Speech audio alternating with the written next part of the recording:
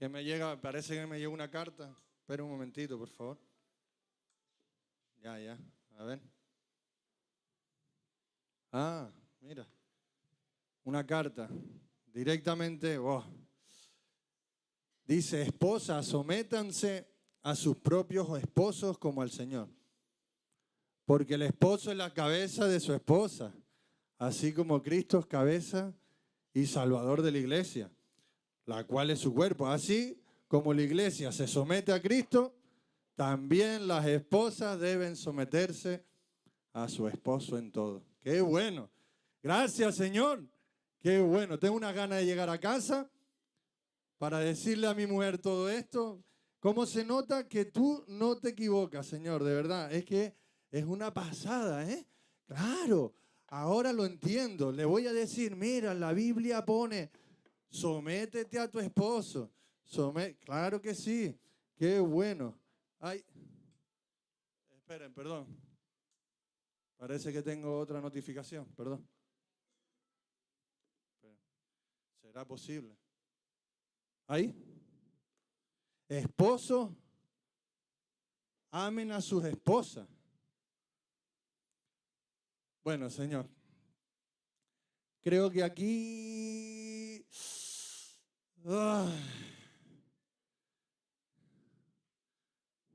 yo creo que aquí tal vez Pablo no quería decir esto exactamente. Bueno. Pero Señor, ¿cómo va a ser posible eso? De verdad, ¿cómo voy a amar yo a mi esposa? Pero tú no te das cuenta. Pero ¿cómo? Señor, pero si está todo el día gritándome, está todo el día diciéndome lo mal que hago las cosas. Señor, pero de verdad, ¿tú recuerdas cómo era ella? Ella no es la misma ahora. Ella era antes súper cariñosa. Y ahora está todo el rato, pum, pum, pum. Encima, Señor, encima me obliga a tirar la basura, a fregar los platos, a atender a los niños. Señor, de verdad, no puede ser. No, de verdad. Yo creo que Pablo aquí estaba hablando a otra persona, a otra clase de marido. No puede ser, de verdad. Yo a veces no te entiendo, ¿eh? Lo primero sí, esto de verdad que no te entiendo. ¿Qué sigue?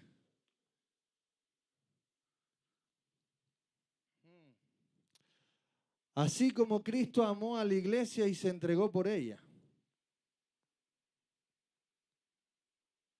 Señor, de verdad que estoy harto de esta situación, ¿eh? Pero, wow, así como tú te entregaste por tu iglesia, ¿no crees que me estás pidiendo mucho? Pero, wow, yo creo que antes también yo era diferente, ¿verdad, Señor? Yo antes estaba de espaldas a ti y tú decidiste venir a mí, ¿verdad? Wow, y decidiste renunciar a todo por venir a mí. De verdad que me aprecias de esa manera. Yo todo el rato estoy gritando, yo todo el rato estoy haciendo lo que me da la gana y sin embargo tú viniste a mí. Ok, Señor, lo voy a intentar. Voy a intentar ver y estudiar un poquito más lo que dice tu palabra. Así que ayúdame a hacerlo. Mira, voy a seguir leyendo. Esposo, amen a sus esposas, así como Cristo amó a la iglesia y se entregó por ella, para hacerla santa.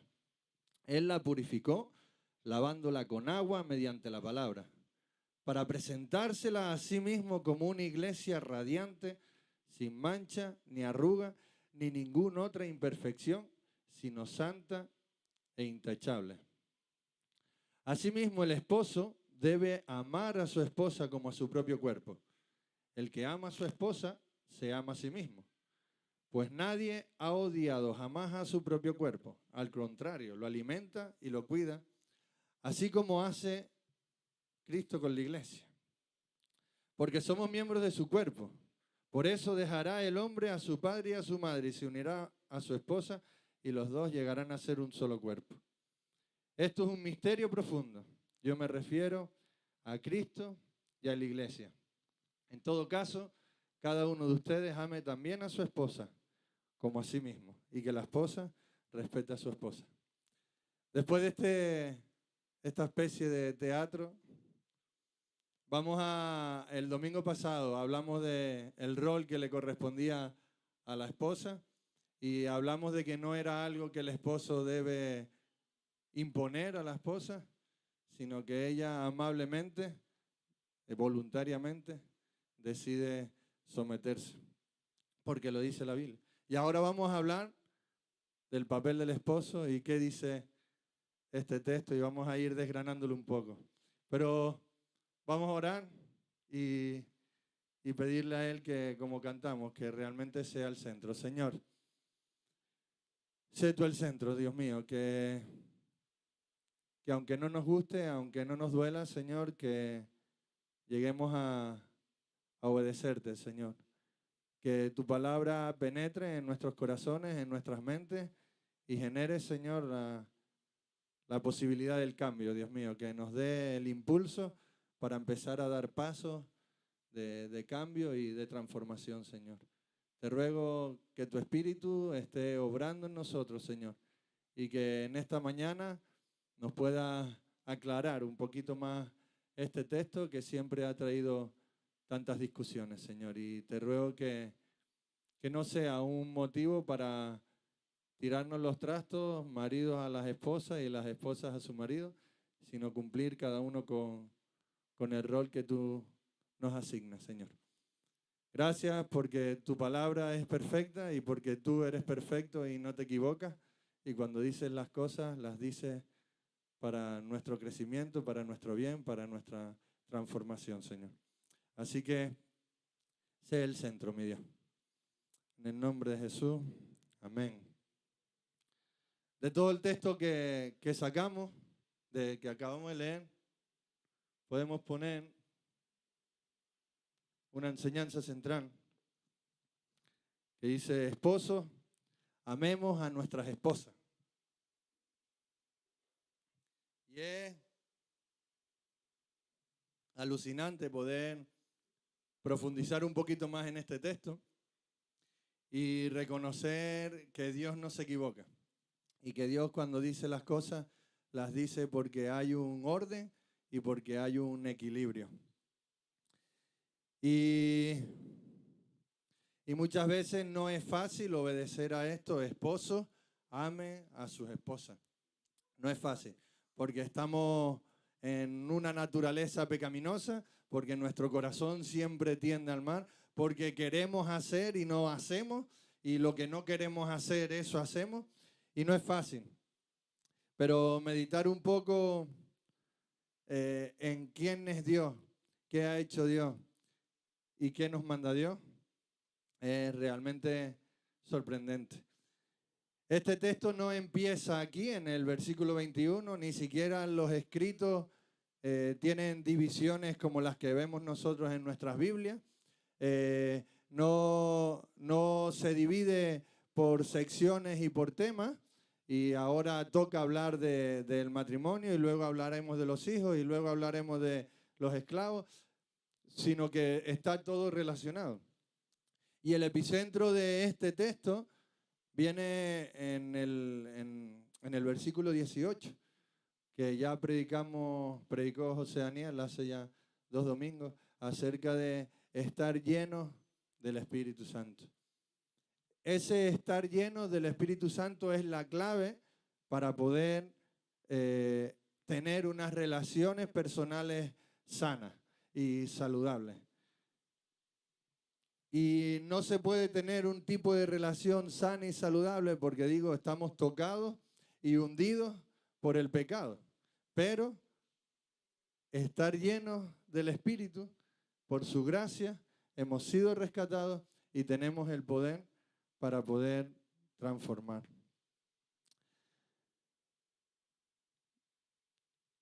Así que estar llenos del Espíritu Santo es una ayuda que tenemos nosotros, un comodín que tenemos nosotros para descubrir el misterio de Cristo, como hablamos ayer, y esa unión perfecta y extraña muchas veces de Cristo uniéndose a su iglesia. Y es un misterio, decíamos ayer, descubríamos un poco por qué y demás. Así que tenemos el poder de Dios obrando en nosotros.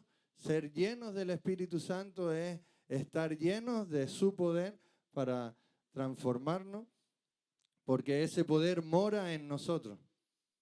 Y es suficiente capacidad la que nos da para poder ir transformándonos.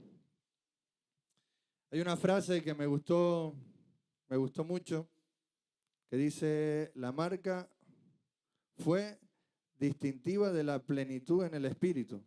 La marca final distintiva de la plenitud en el Espíritu es, pues, la ausencia de orgullo y la renuncia al propio interés, lo que lleva a querer servir a los demás con humildad y deferencia.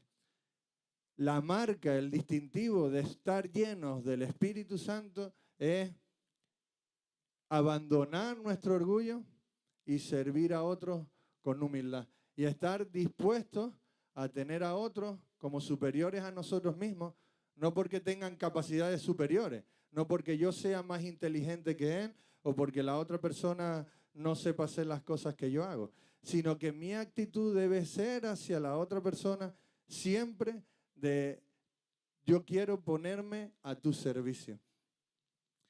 Y eso solo lo conseguimos a través de ser llenos del Espíritu. Así que, ¿qué relación tiene el versículo 18 con los demás versículos que hablan de la esposa y del esposo? Y esa llenura del Espíritu, como digo, es la capacidad suficiente para tener unas relaciones no solo entre hermanos en la iglesia, sino en el matrimonio. Y unas relaciones sanas, sabiendo cuál es el lugar que le corresponde a cada uno y teniendo en cuenta que consideramos a los demás como superiores a uno mismo. Entonces el esposo ya no debe decir que está por encima de la esposa y le puede escachar la cabeza porque él es el cabeza de familia. No puede, porque son hermanos, y si son hermanos, cada uno debe estimarse como superior a sí mismo. Pero después hay unos roles que cada uno tiene que cumplir. Dios ha instituido el matrimonio para reflejar a la sociedad la perfecta, íntima y pura unión de Cristo con su iglesia.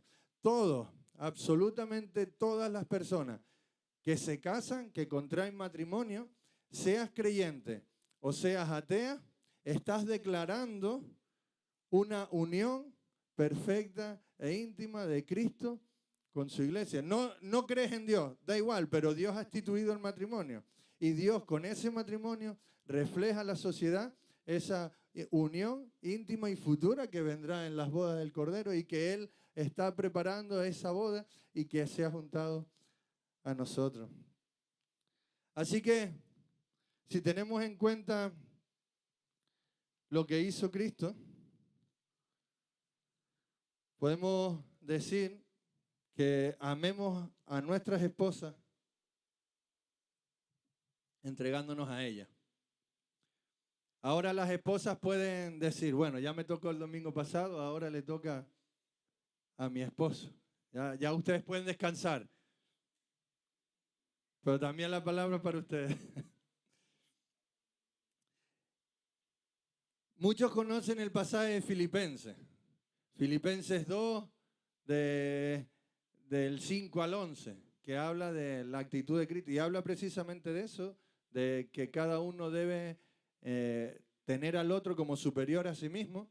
Y que la actitud de Cristo dice que estando en toda su gloria, teniendo absolutamente todo, siendo Él el mayor, el creador de todas las cosas, no se quedó ahí tan tranquilo recibiendo adoración por parte de su creación. Podía estar tranquilo, lo tenía todo, estaba en su gloria, estaba perfectamente, pero decidió humillarse, y donde podía estar en todos lados a la misma vez, decidió limitarse a una sola persona en la figura de Cristo y humillarse. Dios mismo se humilló haciéndose hombre. ¿Quién es el hombre? ¿Quién es el hombre para que Dios mismo se haga como ellos? Pues Dios mismo se hizo como el hombre y no solo se hizo como un hombre, porque pudo haber sido un rey perfectamente y seguir disfrutando de riqueza y seguir disfrutando de honra y de gloria como rey, ¿no? Se humilló todavía aún más y se quiso hacer siervo. Incluso decidió limpiar los pies a sus discípulos, un trabajo que le correspondía exclusivamente a los esclavos. Y no solo se quedó ahí como servidor, y él mismo dijo, no he venido a servir, no he venido a ser servido, sino a servir. No he venido a que todos me den gloria, sino que quiero transmitirles a ustedes, por medio del servicio, la gloria de Dios. Entonces, se humilló hasta ser siervo y se pudo haber quedado ahí y decir, ok, ya está, ya suficiente denigración, ya he bajado todos los escalones que se podían bajar. Pero es que decidió todavía seguir bajando más y humillarse aún más, yendo hasta la muerte. Pero vale, podría morir como rey, podría morir con todos los honores, con todo el pueblo llorando por él, cantándole alabanza, podía hacerlo. Pero ¿cómo murió? Como el mayor de los malhechores. Era un reo, era un preso, era un ladrón, era horrible el pecado que había cometido, que no había cometido pecado. Pero la gente lo estaba acusando como si fuera un asesino, como si fuera un violador. Lo estaba acusando a Jesús, a Dios mismo, y le estaban gritando, todo el pueblo le estaba gritando, crucifícale. Y Jesús tuvo que escuchar 1001 vez, crucifícale. Y Pilato decía, pero señores, ¿qué ha hecho este? No tiene ninguna maldad, crucifícale. Queremos que muera, crucifícale. Y él no dijo, venga ya está bien, aquí me manifiesto, soy Dios, fuera todo el mundo, sino que decidió ir hasta la muerte y morir allí. Entonces, Jesús nos dice ahora, Pablo escribe, inspirado por el Espíritu Santo, y nos dice a los esposos, mira, ama a tu esposa como Cristo amó a su iglesia y se entregó por ella. ¿Qué?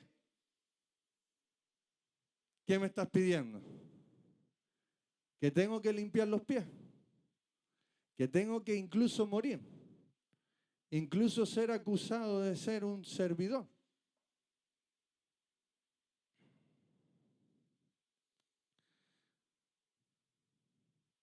Ese es el tipo de amor que Dios pide al hombre. Ese amor que Cristo padeció.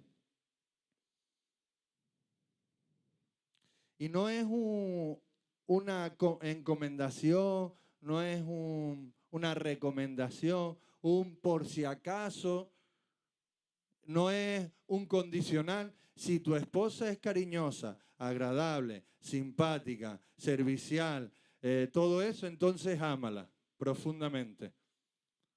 Si no te dice incondicionalmente, y si no es eso, ámala. Porque Jesús dice, o sea, a través del texto que escribe Pablo, dice, ámala. No hay más tutía, no hay vuelta de hoja, no hay dobles tintas, no es un condicional, es un mandato. Ámala. Pero es que ámala. Yo estoy seguro que cuando Jesús vino, incluso hoy en día, la sociedad y la población no estaba esperando, sirviéndose uno al otro, cantando alabanza, rindiendo homenaje a Dios, rindiendo culto a Él y diciendo qué maravilla vivir en su creación.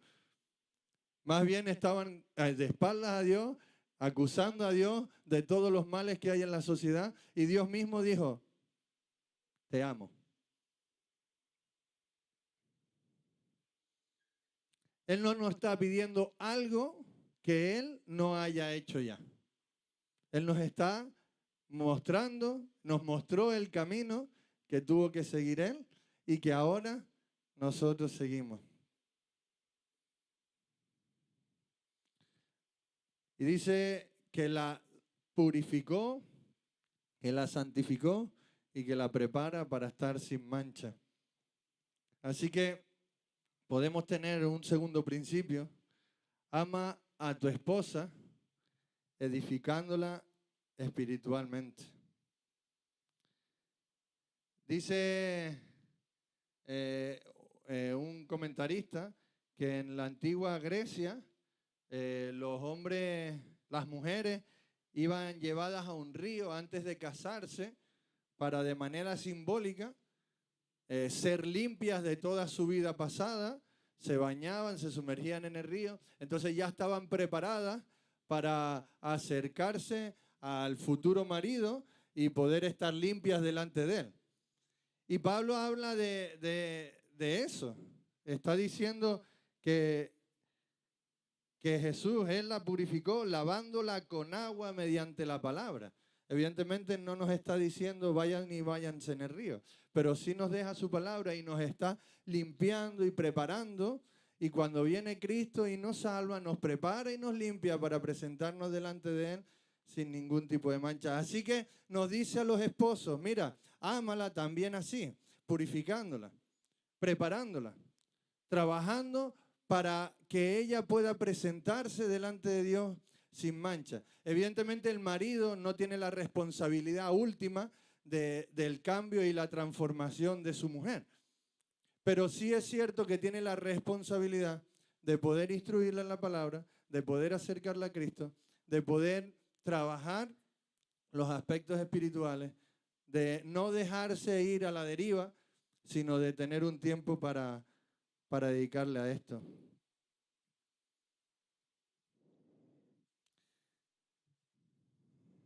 Él mismo ha decidido hacernos crecer en su gracia por medio de su palabra.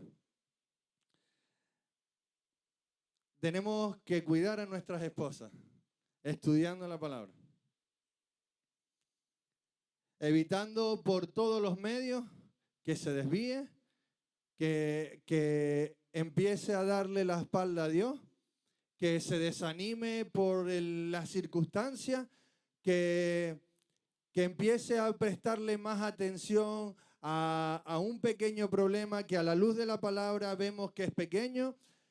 El marido tiene que decir, oye, ¿qué dice Cristo? ¿Dónde está la cruz? Vamos hacia la cruz. Vamos a enfocarnos en Cristo. Vamos a ir a donde está la verdad absoluta. Vamos a la palabra. No vamos a dejar que estas circunstancias nos alejen, nos separen y nos hundan. Debo cuidarla de tal manera que su relación con Dios crezca. No solo alimentarme yo, estudiando yo, planificando toda una serie de discipulados, estudios y demás para mí y para otras personas, sino que además tengo que estar preparando mi corazón para ayudarla a ella a crecer. ¿Qué pasa? ¿Esto quiere decir que la mujer no puede estudiar por sí sola? No. ¿Estoy diciendo que la mujer no tiene la capacidad para decirle al marido, oye, ¿qué tal si leemos la Biblia? No. Evidentemente, hablábamos el otro día que la mujer no es que calle en la congregación, que calle en su casa, que no diga nada, que se someta absolutamente a la autoridad ejercida por el cabeza. No, estamos diciendo que la mujer con sabiduría puede conducir también a su marido a tomar las mejores decisiones. No quiere decir que el marido haga o no haga, no, la mujer también tiene parte en el asunto. Y no es simplemente yo ordeno y mando, el hombre, sino que la mujer va dirigiendo. Evidentemente no puede llegar, mira que tenemos que ponernos a leer, pero sí amablemente, con sabiduría, tiene que ir guiando al hombre para que tome también las mejores decisiones. Dice en Romanos 15, 1 al 3, los fuertes en la fe debemos apoyar a los débiles, en vez de hacer lo que nos agrada. Cada uno debe agradar al prójimo para su bien, con el fin de edificarlo. Porque ni siquiera Cristo se agradó a sí mismo, sino que como está escrito, sobre mí han recaído los insultos de tus detractores. Así que debemos, cuando hablamos de marido, mujer, siempre pensamos en blancos y negros. Siempre pensamos en los absolutos, en tú eres esto y yo soy esto. Así que tú tienes que someterte o tú tienes que amarme. Pero antes de ser marido y antes de ser esposa, somos hermanos en Cristo. Y la palabra nos dice, sirve a tu prójimo. Mira a tu prójimo, ten a tu prójimo por encima de ti, siempre pensando en las necesidades del otro. Y tu esposa o tu esposo es tu prójimo. Es la persona a la que necesitas ayudar, la que debes ayudar, la que debes tener en cuenta continuamente, en la que debes estar pensando cada 2 por 3, supliendo o intentando suplir las necesidades que te corresponden a ti. Y otro principio que sacamos, ama a tu esposa cuidándola delicadamente. Dice en el texto también, asimismo el esposo debe amar a su esposa como a su propio cuerpo, y el que ama a su esposa se ama a sí mismo. Pues nadie ha odiado jamás su propio cuerpo. Si al contrario lo alimenta, lo cuida. Y podrás decirme, bueno, yo no estoy muy contento con mi cuerpo, la verdad. Puedes decirlo. Pero sin embargo, buscas alimento todos los días. Y si te da un dolor de cabeza, te tomas una pastilla. Y si tienes frío, te pones un abrigo. Y muchos hombres venimos afeitados los domingos y nos miramos al espejo, nos cuidamos, nos peinamos y nos afeitamos. Aunque no estés contento con tu cuerpo, te cuidas a ti mismo de una u otra manera. Y el sentido que viene a decir Pablo aquí es ese. Si tú estás pensando en tu cuerpo de esa manera, cuidándote de esa manera, buscando la manera de solucionar el problema de dolor de cabeza, tú debes estar pendiente de tu esposa también, cuidando, no solo cuidándola en la enfermedad, eso es estupendo, sino tenerla presente continuamente y cuidándola de manera delicada.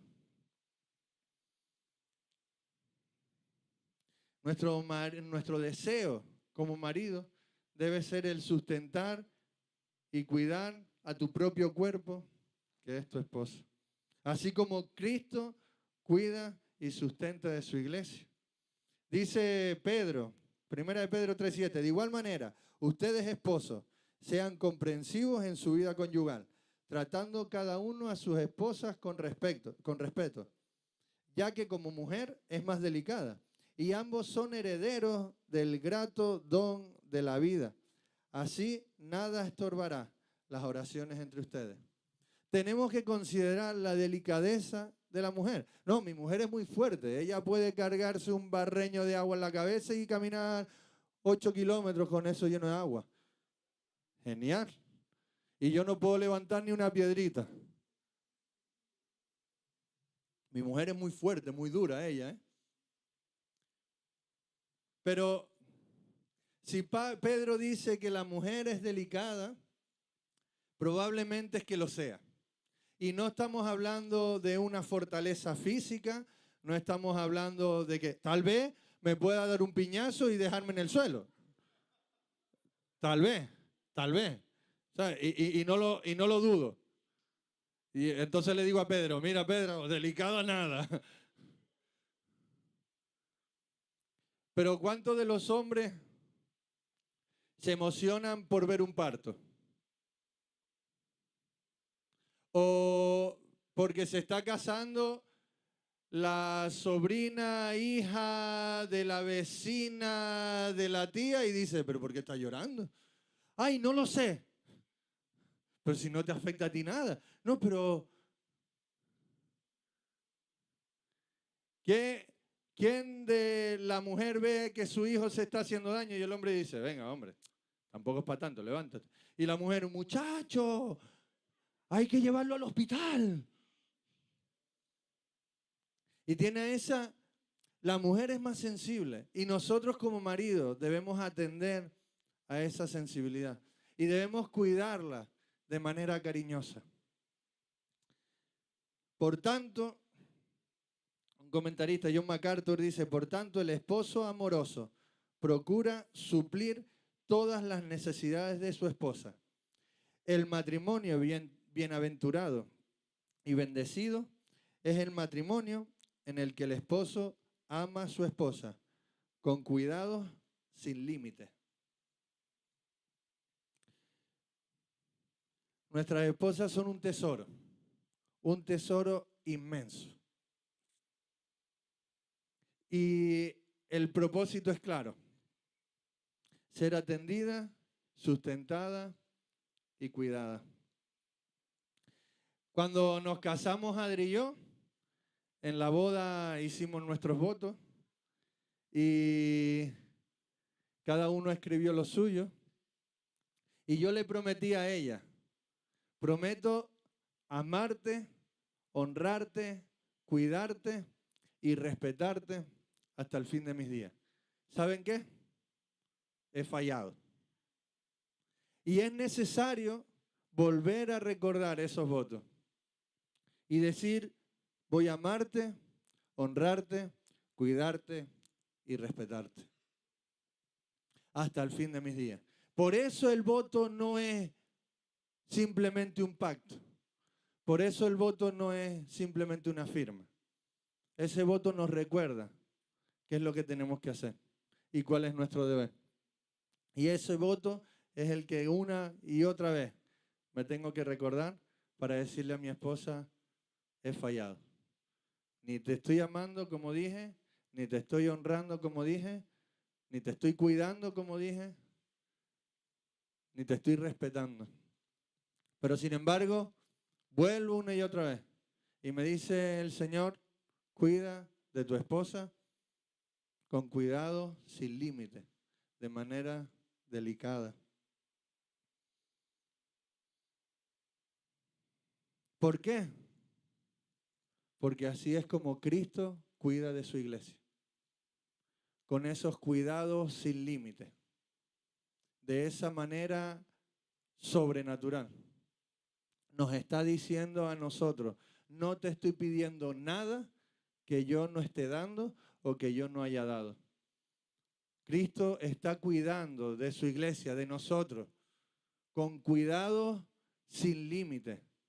Nos cuida en todo momento, nos atiende de manera delicada, nos sigue sirviendo.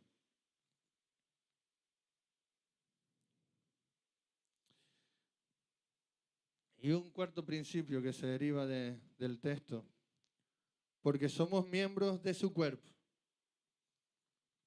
Por eso dejará el hombre a su padre y a su madre, y se unirá a su esposa, y los dos llegarán a ser un solo cuerpo. Esto es un misterio profundo. Yo me refiero a Cristo y a la iglesia. Pero, ¿qué quiere decir esto exactamente?